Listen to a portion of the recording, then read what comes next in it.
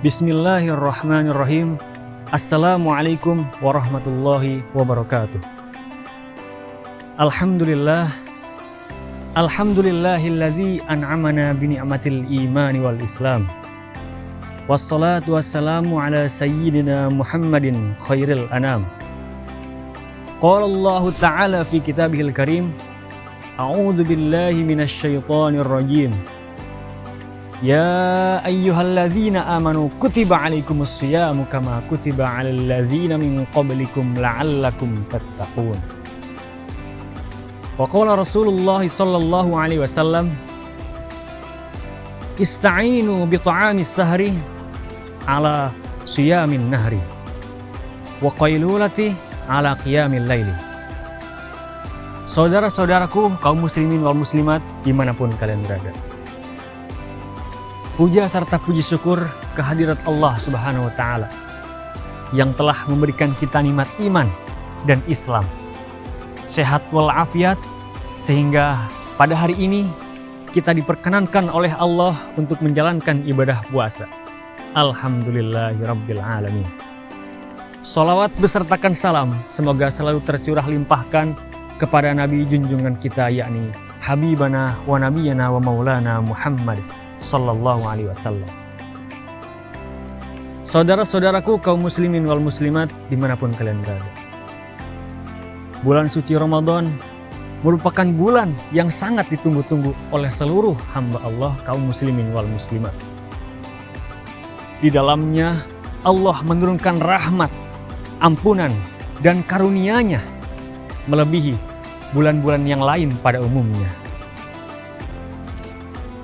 Pada bulan Ramadan, Allah mewajibkan kita semua untuk berpuasa, yang mana tercantum dalam rukun Islam, yakni puasa bulan Ramadan. Puasa tersebut merupakan sebuah kewajiban bagi seluruh umat Islam tanpa terkecuali.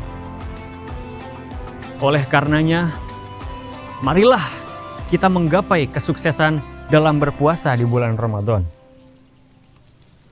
Tentunya harus bagi kita untuk menjaga diri dari hal-hal yang membatalkan puasa, dari hal-hal yang membatalkan pahala puasa, dan dari hal-hal yang membatalkan kesempurnaan puasa. Maka dari itu, perlu bagi kita untuk senantiasa memperhatikan hal-hal yang sangat bergantung pada yang namanya kesempurnaan puasa. Kesempurnaan puasa menurut Syekh Muhyiddin dalam kitab As-Shaum Fiqhuhu wa Israruhu. Puasa, fikihnya dan juga rahasia-rahasianya ada beberapa ketentuan yang harus kita capai, yakni dalam halaman 110 sampai 113. Di sana tertera dalam bab Kaifa tasumu saumal kamil, bagaimana engkau berpuasa dengan sempurna? Yang pertama, yakni dengan mengakhirkan sahur. Sahur merupakan suatu anjuran yang sangat begitu dianjurkan atau sunnah muakkadah. Oleh karena itu, selain daripada kita mengikuti jalan Rasulullah Shallallahu Alaihi Wasallam, sahur juga merupakan salah satu alternatif bagi kita untuk menggapai kesuksesan berpuasa satu hari dalam bulan suci Ramadan, yaitu dengan mengakhirkan sahur.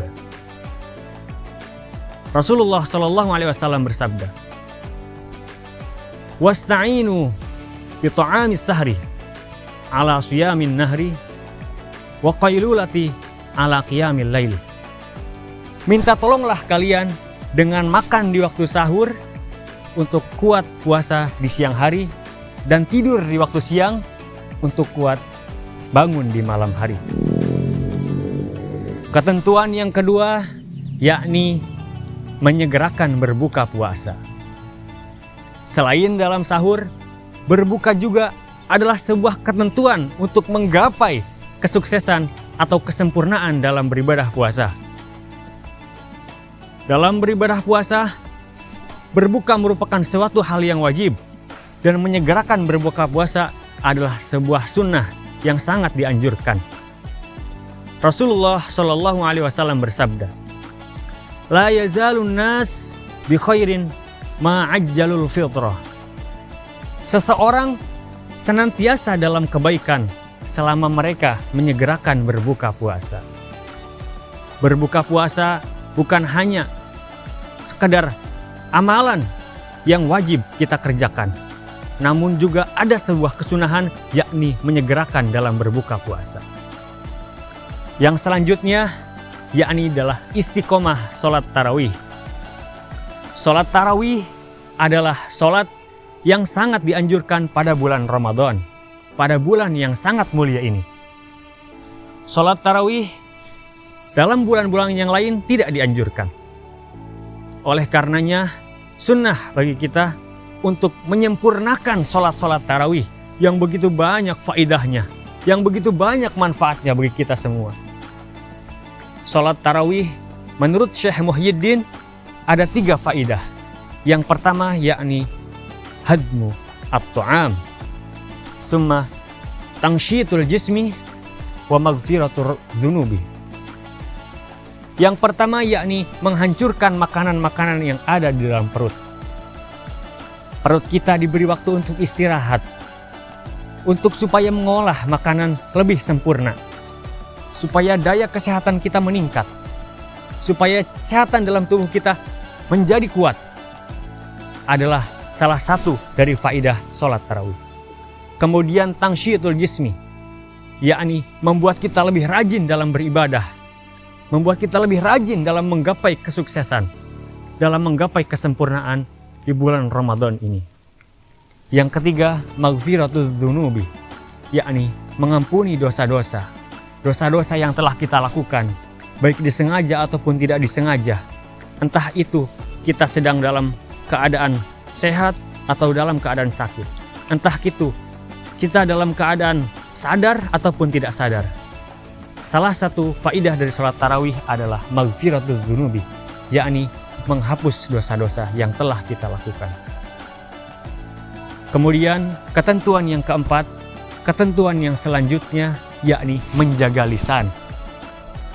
Lisan merupakan salah satu alat yang sering kita gunakan. Kita tidak pernah merasa apakah kita pernah berbohong atau pernah kita bersumpah serapah yang kemudian kita tidak menempatinya. Kita tidak tahu. Maka dari itu, ketentuan yang harus kita laksanakan dalam berpuasa yakni menjaga lisan. Menjaga lisan adalah suatu hal yang sangat-sangat memang begitu sulit.